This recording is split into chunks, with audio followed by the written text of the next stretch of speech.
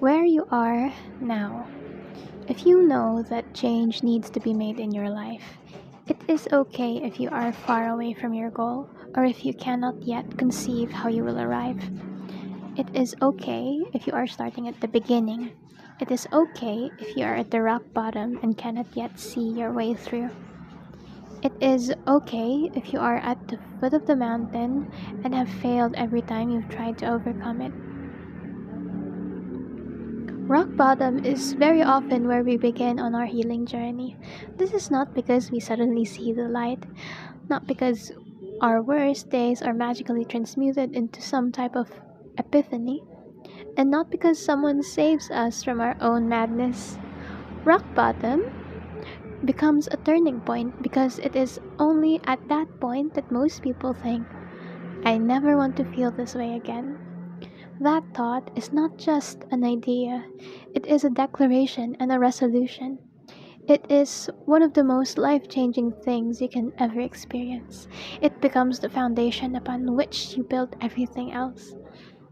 When you decide you truly do not ever want to feel a certain way again, you set out on a journey of self awareness, learning, and growth that has you radically reinvent who you are.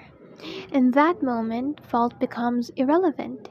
You're no longer mulling over who did what or how you've been wronged.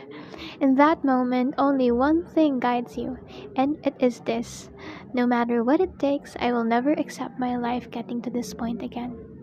Rock bottom isn't a bad day. It doesn't happen by chance. We only arrive at rock bottom when our habits begin to compound upon one another, when our coping mechanisms have spiraled so out of control that we can no longer resist the feeling we were attempting to hide.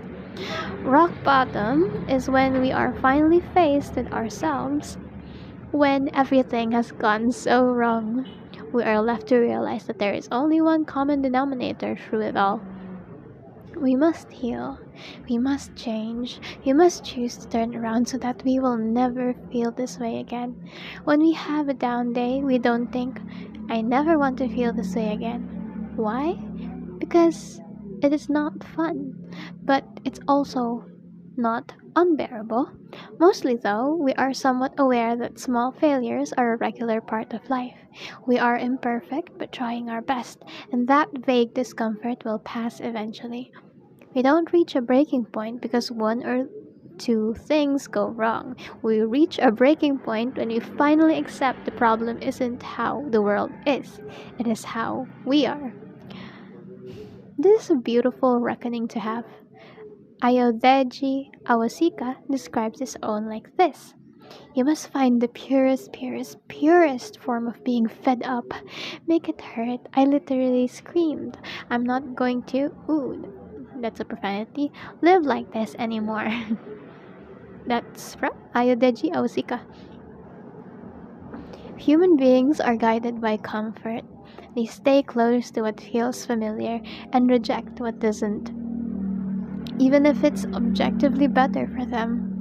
Be this as it is, most people do not actually change their lives until not changing becomes the less comfortable option. This means that they do not actually embrace the difficulty of altering their habits until they simply do not have another choice. Staying where they are is not viable. It is not viable. They can no longer even pretend that it is desirable in any way. They are, quite honestly, less at rock bottom and more stuck between a rock that's impinging on them and an arduous climb out from beneath it. If you really want to change your life, let yourself be consumed with rage, not towards others, not with the world, but within yourself. Get angry, determined, and allow yourself to develop tunnel vision with one thing and one thing only at the end, that you will not go on as you are.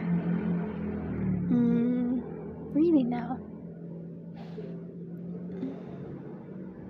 Preparing for radical change. That will be for another day. 5:08.